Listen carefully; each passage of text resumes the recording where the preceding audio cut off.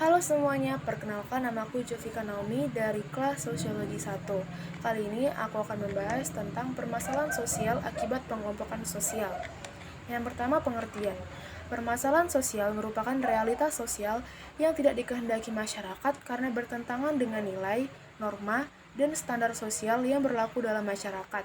Sedangkan pengelompokan sosial adalah proses pembagian masyarakat ke dalam kelompok tertentu berdasarkan kriteria seperti suku, agama, profesi, kelas sosial, jenis kelamin, dan usia. Selanjutnya, ada beberapa sikap yang menyebabkan permasalahan sosial. Yang pertama, eksklusivisme, yaitu kecenderungan untuk memisahkan diri dari lingkungan sekitar. Selanjutnya, eksklusi sosial, yaitu upaya pembatasan kelompok lain dari akses.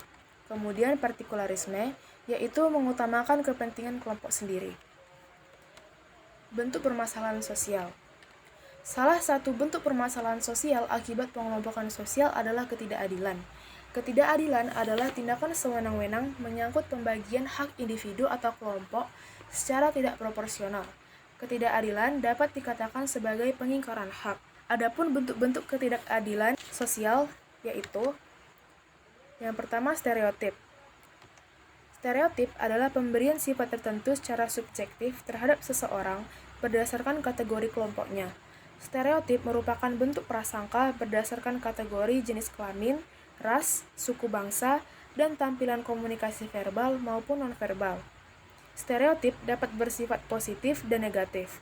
Stereotip negatif disebut sebagai prasangka. Stereotip dapat juga disebut dengan pelabelan.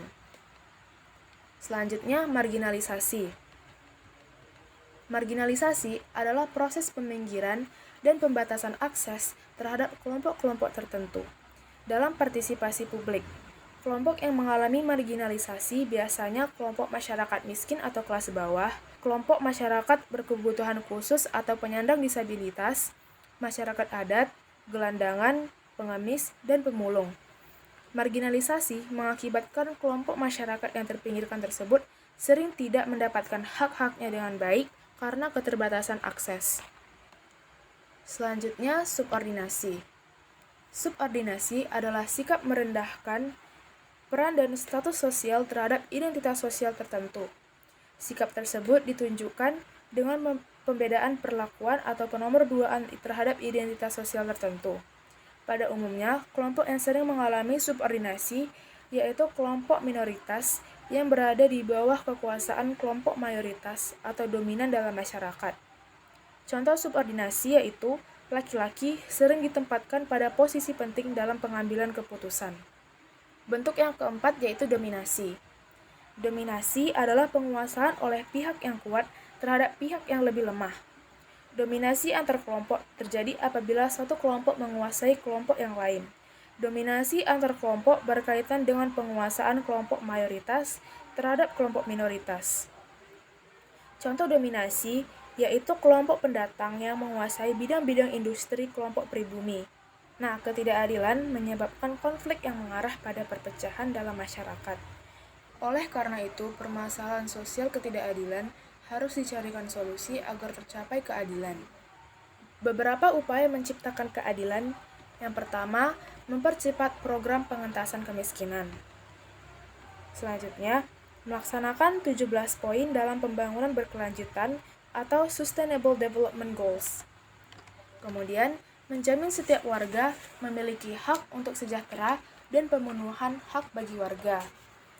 Memastikan penegakan hukum bersifat adil, konsisten, dan tidak diskriminatif. Melibatkan partisipasi masyarakat dalam berbagai bidang tanpa memandang gender. Dan yang terakhir, memeratakan pembangunan di berbagai wilayah Indonesia, khususnya di daerah-daerah terpencil. Dan masih banyak lagi upaya untuk menciptakan keadilan. Nah, sekian materi tentang permasalahan sosial akibat pengelompokan sosial yang dapat disampaikan. Terima kasih.